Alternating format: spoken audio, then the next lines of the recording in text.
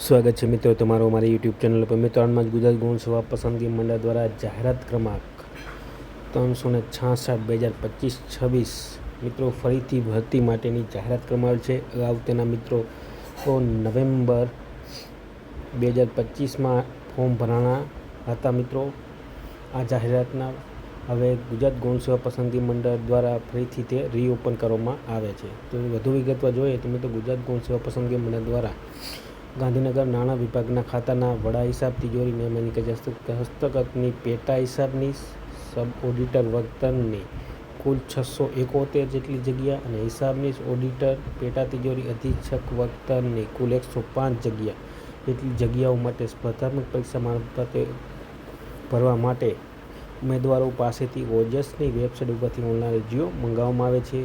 Online અરજી મિત્રો ઓજસની website ojas.gujarat.gov.in પર જઈને તમે કરી શકશો.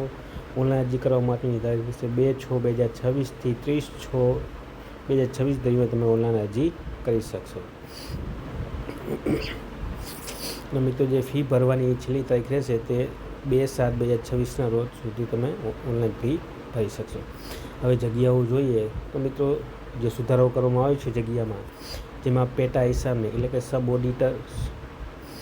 સબ એકાઉન્ટ સબ ઓડિટર વર્તનની જે જગ્યા છે તો કુલ 671 જેટલી જગ્યા છે.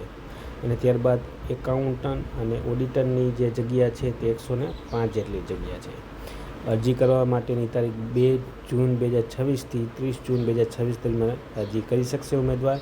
અને મિત્રો અગાઉ જે ઉમેદવારોએ ઓનલાઈન અરજી કરેલ હોય તો તેવા ઉમેદવારે ઓનલાઈન અરજી કરવાની જરૂર રહેતી નથી. મિત્રો ઓનલાઈન ફી ભરવા માટેની છેલ્લી તારીખ 2/7/2026 સુધી તમે ઓનલાઈન ફી ભરી શકશો. ખાસ નોંધ મિત્રો, મંડળની ઉપરોક્ત જાહેરાત ક્રમાંક 366/2025-26માં જે ઉમેદવાર અરજી ફોર્મ ભરેલ છે અને કન્ફર્મ નંબર મેળવેલ છે તેઓએ આ સુધારા જાહેરાતનું ફરીવાર ફોર્મ ભરવાનું રહેશે નહીં.